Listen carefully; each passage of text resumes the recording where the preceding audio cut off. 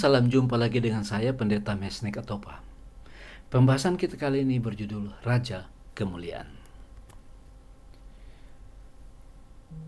Buku panduan pelajaran kita kali ini adalah Mazmur 24 dengan tema Kedatangan Raja Kemuliaan dalam Bait Allah. Struktur dari Mazmur pasal 24 adalah sebagai berikut, dapat dibagi dalam 4 bagian besar, yaitu ayat 1 dan 2 yang bercerita tentang Allah adalah pencipta, ayat 3 dan 4 adalah ciri-ciri orang yang berdiri di gunung Allah, dan ayat 5 dan 6 orang yang diselamatkan, dan ayat 7 sampai 10 adalah Yesus kembali ke sorga sebagai pemenang. Tidak terlalu sulit untuk memahami ayat yang pertama dan kedua tentang penciptaan, dan tidak terlalu sulit untuk memahami ayat 7 sampai 10 yang berbicara tentang kembalinya Yesus ke sorga sebagai pemenang. Namun di tengah, yaitu mulai ayat 3 sampai ayat yang ke-6, dia berbicara tentang ciri-ciri orang yang berdiri di gunung Allah dan orang-orang yang diselamatkan. Ini tersirat bahwa dunia yang adalah milik Allah itu kemudian diklaim atau diakui oleh pihak lain sebagai miliknya, dan kemudian Yesus datang, Yesus memenangkannya, dan kemudian Yesus kembali. Itulah yang akan kita pelajari pada pertemuan kita kali ini.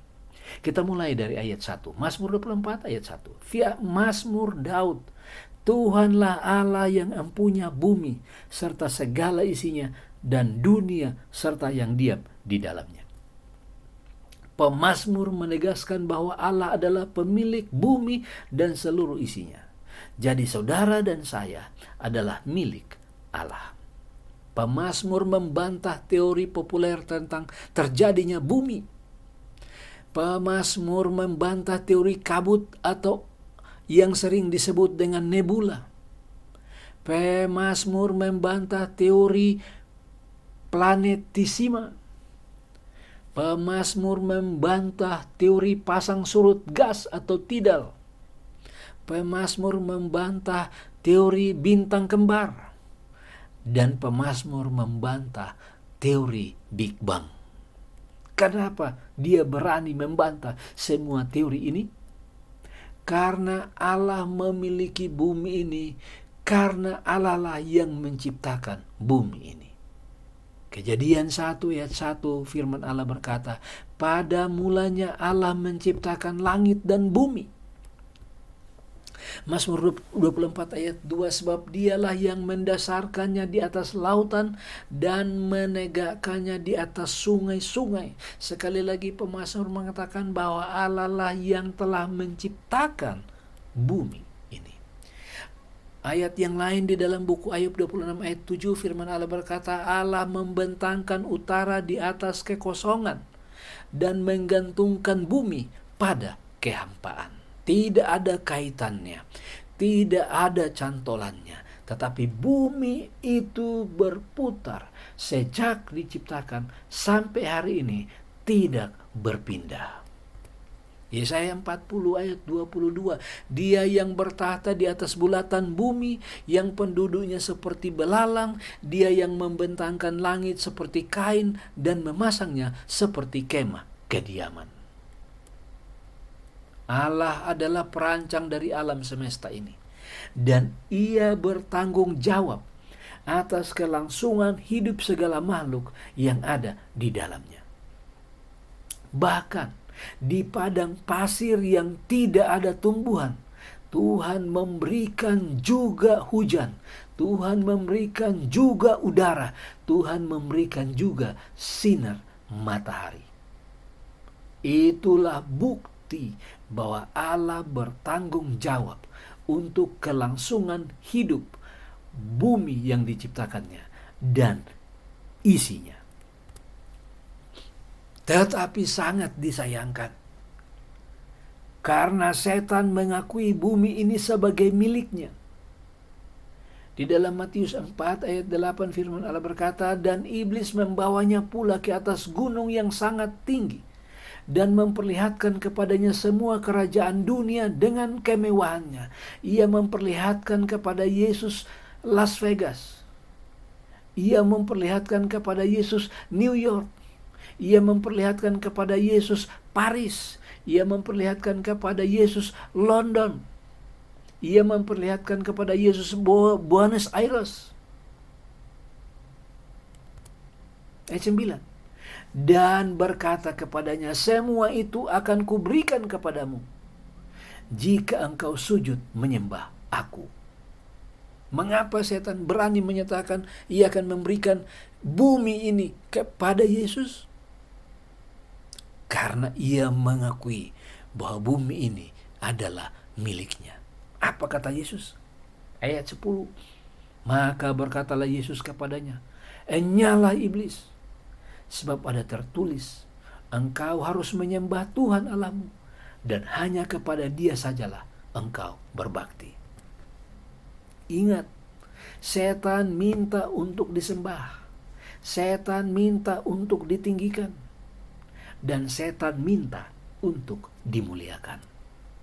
Berbeda dengan Raja Kemuliaan, pencipta langit dan bumi dan seluruh isinya.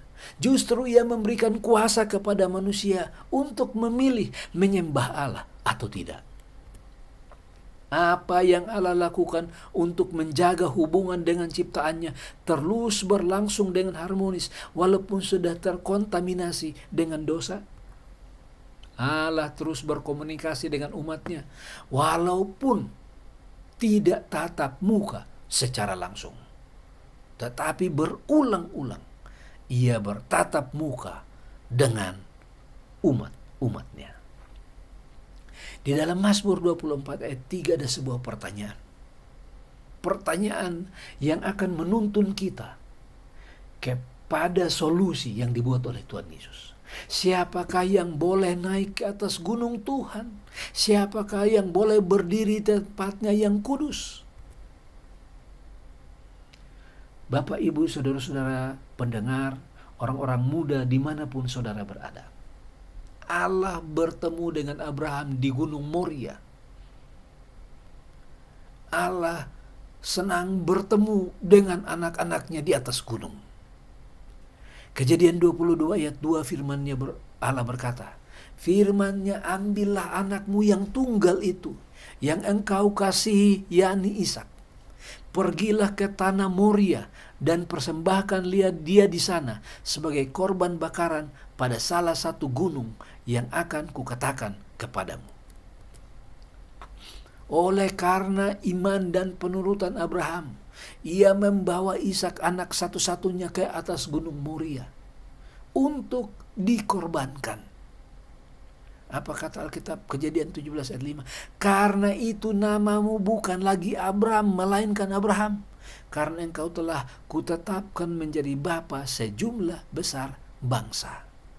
Pertemuan Abraham dengan Tuhan di atas gunung Moria telah membawa perubahan besar bagi kehidupan Abraham. Perubahan nama terjadi dan juga perubahan status. Bukan memiliki satu anak, tetapi adalah bapa dari segala bangsa. Yakobus juga memberikan kepada kita informasi lain tentang Abraham. Di dalam Yakobus pasal 2 ayat 23.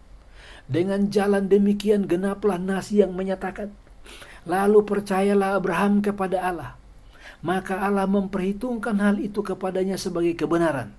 Karena itu Abraham disebut sahabat Allah. Setelah pertemuan Abraham dengan Allah di atas gunung Moria itu, dia bukan saja menjadi bapa segala bangsa, tapi dia adalah sahabat Allah. Itu sebabnya ia boleh berdiri di gunung Tuhan. Orang yang kedua yang akan kita pelajari adalah Musa. Di dalam Keluaran 19 ayat 3, lalu naiklah Musa menghadap Allah dan Tuhan berseru dari gunung itu kepadanya. Musa naik ke atas gunung Sinai 40 hari 40 malam berbicara dengan Tuhan, menerima hukum Tuhan. 40 hari 40 malam ia tidak makan dan tidak minum. tetapi ia tidak kelaparan dan tidak kehausan. Mengapa? Karena waktu itu adalah waktu yang paling menyenangkan. Waktu yang paling asik adalah bersama dengan Tuhan. Sampai-sampai kebutuhan jasmaninya telah dipenuhi oleh kebutuhan rohaninya. Itu sebabnya Musa dan Harun berada, Musa dan Abraham bertemu dengan Tuhan di gunung Tuhan. Di perjanjian baru, ketika Yesus membawa serta Petrus, Yohanes, dan Yakobus ke atas gunung kemuliaan, mereka bertemu dengan Elia, mereka bertemu dengan Musa, karena memang gunung adalah tempat pertemuan Allah dengan umatnya. Ketika kita berbicara tentang gunung Tuhan, ada makna lain yang terkandung di dalamnya. Gunung Tuhan mewakili kerajaan Allah. Gunung Tuhan mewakili gereja Allah. Gunung Tuhan mewakili bait Allah. Dan gunung Tuhan mewakili tahta Allah. Itu sebabnya di dalam 2 Tawarik 3 ayat 1 kita mendapat informasi bahwa Salomo mulai mendirikan rumah Tuhan di Yerusalem di Gunung Moria, di mana Tuhan menampakkan diri kepada Daud, ayahnya, di tempat yang ditetapkan Daud, yakni di tempat pengirikan Ornan, orang Yebus itu. Ayat kita ini meneguhkan bahwa makna yang lain itu adalah rumah Allah. Rumah Allah, tempat tinggal Allah, tahta Allah, dan kerajaan Allah. Jawaban untuk ayat yang ketiga itu adalah orang-orang yang berdiri di atas gunung itu adalah orang-orang yang bersih tangannya dan murni hatinya, yang tidak menyerahkan dirinya kepada penipuan dan yang tidak bersumpah palsu. Apakah Musa, apakah Abraham, mereka adalah orang-orang yang kudus dan suci, tidak berdosa? Mereka adalah orang-orang yang berdosa juga.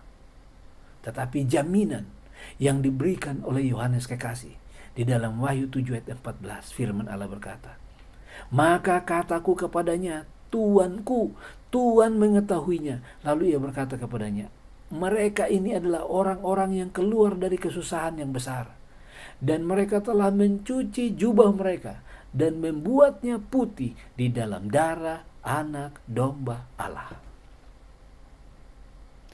Musa dan Abraham mampu berdiri di gunung Tuhan, mampu berdiri di tahta Tuhan, di hadapan tahta Tuhan, di bait Allah, oleh karena mereka telah disucikan dan dibersihkan oleh darah anak domba.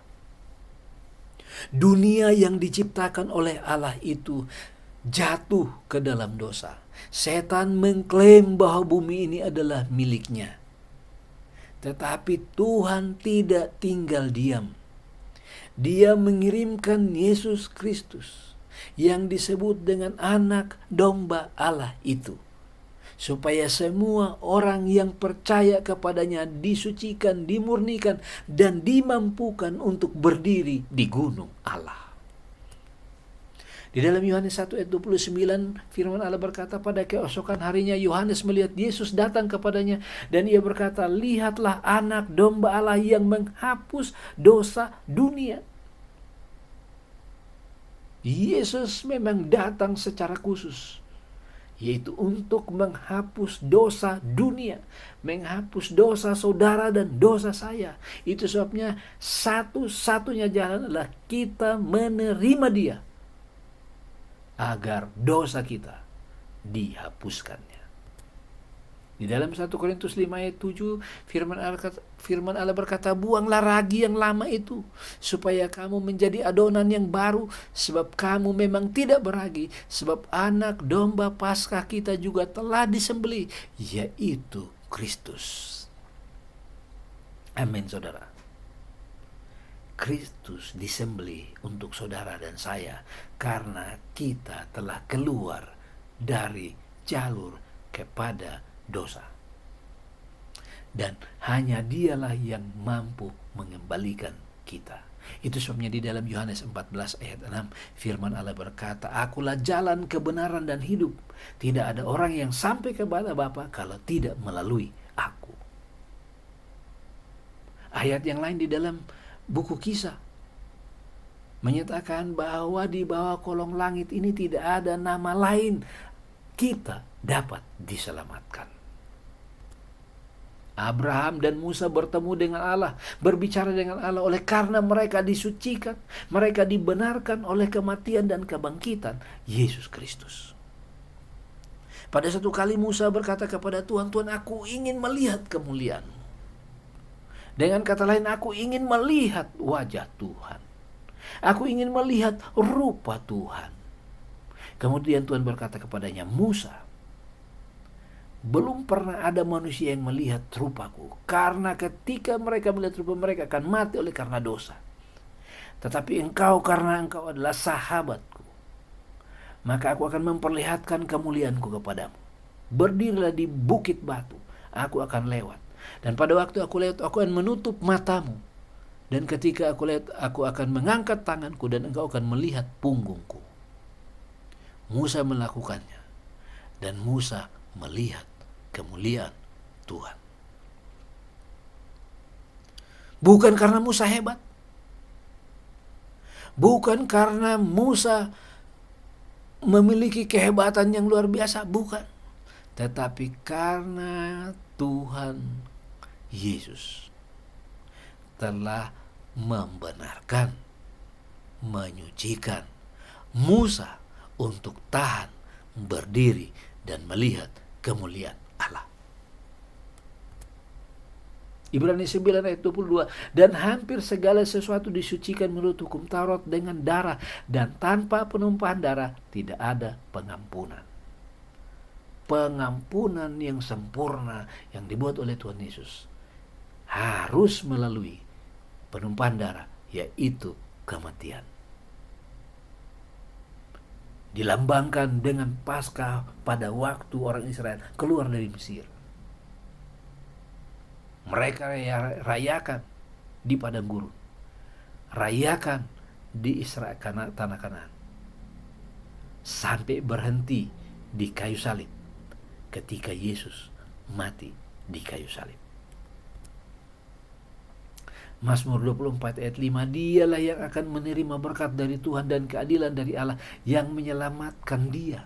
Ketika kita disucikan dan kita dibenarkan, maka kita akan menerima keselamatan itu dari Tuhan. Mazmur 24 ayat 6, itulah angkatan orang-orang yang menanyakan Dia, yang mencari wajahnya, ya Allah Yakub. Musa dan Abraham adalah orang-orang yang menanyakan Tuhan, orang-orang yang mencari wajah Tuhan. Jika Musa dan Abraham dapat dibenarkan, maka saudara dan saya dapat dibenarkan. Bagaimana caranya? Yeremia 29 ayat 13, "Apabila kamu mencari aku, kamu akan menemukan aku. Apabila kamu menanyakan aku dengan segenap hati." Ketika kita mencari Tuhan dengan segenap hati, menanyakan dengan segenap hati, maka kita akan menemukan Dia. Dia akan membiarkan dirinya ditemukan. Setelah misi keselamatan itu selesai, Yesus kembali ke sorga, membawa buah sulung dari bumi sebagai Raja kemuliaan. Itu sebabnya Mazmur 24 ayat 7 mengatakan, "Angkatlah kepalamu hai pintu-pintu gerbang, dan terangkatlah kamu hai pintu-pintu yang berabad-abad, supaya masuk Raja kemuliaan." Penerapan Mazmur 24 ayat 7 sampai 10 ini berkaitan dengan kenaikan Yesus ke sorga sebagai Raja kemuliaan. Waktunya sudah tiba bagi Kristus untuk naik ke tahta Bapanya sebagai seorang pemenang. Yesus kembali dengan tanda kemenangan ke istana sorga. Ketika mereka melalui gerbang Yerusalem, banyak orang memandang dengan heran kepada rombongan kecil itu yang dipimpin oleh seseorang yang beberapa minggu sebelumnya telah dihukum dan disalibkan oleh penghulu-penghulu agama. Dengan tangan yang direntangkan untuk memberkati murid-muridnya, seakan-akan ia memberikan jaminan, penjagaan dan perlindungan. Maka naiklah ia perlahan-lahan dari antara mereka, ditarik menuju ke sorga oleh kuasa yang lebih kuat daripada segala penarikan dunia ini. Sementara murid-muridnya masih mengadah ke atas, terdengar suara yang menyapa mereka yang berbunyi bagaikan suara musik yang sangat merdu. Hai orang-orang Galilea, mengapakah kamu berdiri melihat ke langit? Yesus ini yang terangkat ke sorga meninggalkan kamu akan datang kembali dengan cara yang sama seperti kamu melihat dia naik ke sorga. Malaikat-malaikat ini adalah sebagian dari rombongan yang telah menunggu dalam suatu awan yang bercahaya untuk mengantar Yesus ke rumahnya di sorga. Bukan Yesus tidak tahu jalan, tapi kenapa malaikat-malaikat itu datang menyambut? Karena datang Raja kemuliaan. Raja kemuliaan itu datang, disambut oleh malaikat-malaikat. Segenap sorga sedang menunggu untuk menyambut juru selamat ke istana sorga. Ia datang sebagai Raja kemuliaan. Ia datang sebagai pemenang. Pemenang mengembalikan isi bumi ini. Isi bumi yang menerima dia. Rombongan tawanan yang dibebaskan pada saat kebangkitan mengikuti dia. Bala tentara sorga dengan sorak-sorai, puji-pujian dan nyanyian sorga menyertai iring-iringan yang bergembira itu. Mazmur 24 ayat 7 kembali, angkatlah kepalamu hai pintu-pintu gerbang, dan terangkatlah kamu hai pintu-pintu yang berabad-abad, supaya masuk Raja kemuliaan. Siapakah itu Raja kemuliaan? Tuhan jaya dan perkasa. Tuhan perkasa dalam peperangan. Kapan Tuhan berperang? Paling sedikit ada 2 perang terbuka, 1 lawan 1 atau single combat antara setan dan Yesus. Itu terjadi setelah Yesus dibaptiskan dan ia pergi ke padang gurun sebelum pelayanannya. 40 hari 40 malam ia berpuasa. Kemudian setan mendekatinya. Dan setan menyatakan kepadanya, jatuhkanlah dirimu. Karena ada ayat yang menyatakan malaikat-malaikat akan menatang kakimu sehingga tidak terantuk. Yesus kalahkan iblis. Iblis tidak mau kalah, ia masih datang lagi kepadanya dan ia berkata, jika engkau anak Allah, buatlah batu-batu ini menjadi roti. Kali ini pun iblis dikalahkan oleh Yesus. Setan belum menyerah. Untuk ketiga kali dia datang dan dia memperlihatkan seluruh dunia ini kepada Yesus. Kemudian dia berkata, semua ini akan kuberikan kepadamu jika engkau sujud kepadaku. Yesus menghardiknya dan Yesus menang. Dan kemenangan kedua adalah ketika Yesus mati di kayu salib. Mati menggantikan saudara dan saya. Kematian Yesus telah membatasi setan untuk tidak pergi ke sorga. Kematian Yesus menutup pintu pertobatan bagi setan. Oleh karena itu, bumi yang diciptakannya harus dipulihkan dari kuasa setan. Mazmur 24 ayat 9, angkatlah kepalamu hai pintu-pintu gerbang, dan terangkatlah kamu hai pintu-pintu yang berabad-abad, supaya masuk Raja kemuliaan. Siapakah dia itu Raja kemuliaan? Tuhan semesta alam. Dialah Raja kemuliaan. Selah. Panggilan kepada umat Tuhan kali ini adalah panggilan Rasul Yohanes yang kekasih kepada gereja. Panggilan Rasul Yohanes yang kekasih kepada jemaat di akhir zaman adalah, dan ia berseru dengan suara nyaring, takutlah akan Allah dan muliakanlah dia, karena telah tiba saat penghakimannya, dan sembahlah dia yang telah menjadikan langit dan bumi dan laut dan semua mata air. Buku terakhir dari Alkitab meneguhkan Mazmur pasal 24 bahwa Allah lah pencipta, dan Allah pencipta itulah yang harus disembah. Kita sudah berada di penghujung dari sejarah dunia ini, dan panggilan ini adalah panggilan pribadi. Panggilan pribadi kepada saudara untuk menyembah Allah yang menciptakan langit dan bumi. Boleh jadi dunia ini begitu menarik, tetapi ingatlah bahwa Yesus sedang menyediakan sorga yang lebih baik dari bumi ini untuk Anda dan saya, karena Dialah Raja kemuliaan. Bisa jadi atau bisa saja masih banyak rencana-rencana kita, masih banyak cita-cita kita di dunia ini, tetapi ingat, Yesus segera datang kembali untuk menjemput kita semua, karena Dia adalah Raja kemuliaan. Ingat bahwa mereka yang akan bertemu dengan Tuhan adalah mereka yang sudah membasuh jubahnya dalam darah anak domba Allah, Raja kemuliaan. Di dalam Ibrani 10 ayat 22, karena itu marilah kita menghadap Allah dengan hati yang tulus ikhlas dan keyakinan iman yang teguh, oleh karena hati kita telah dibersihkan dari hati nurani yang jahat, dan tubuh kita telah dibasuh dengan air yang murni. Yohanes 14 ayat 1, janganlah gelisah hatimu, percayalah kepada Allah, percaya jugalah kepadaku.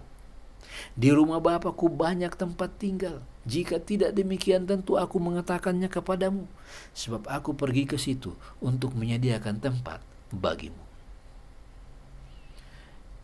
Dan apabila aku telah pergi ke situ dan telah menyediakan tempat bagimu, aku akan datang kembali dan membawa kamu ke tempatku, supaya di tempat di mana aku berada, kamu pun berada. Mari kita berdoa. Bapa di sorga, kali ini kami belajar tentang Raja kemuliaan, yaitu Yesus. Dia yang sudah menciptakan dunia dan segala isinya. Tapi dunia ini jatuh ke dalam dosa.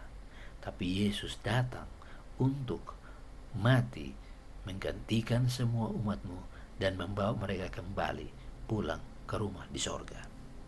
Tuhan, tolonglah kami supaya kami menghidupkan kehidupan seperti Abraham dan Musa.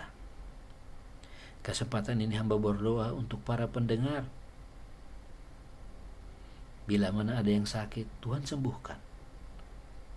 Bila mana ada sedang mencari pekerjaan, berikan pekerjaan yang baik. Bila mana ada yang sedang menunggu jodoh, berikan jodoh yang sepadan. Bila mana ada yang bersusah, berikan penghiburan, supaya mereka tetap mendengar dan diangkat lebih dekat dengan Tuhan.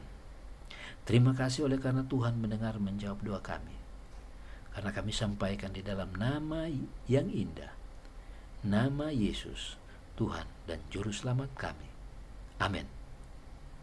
Tuhan Yesus memberkati kita sekalian. Amin.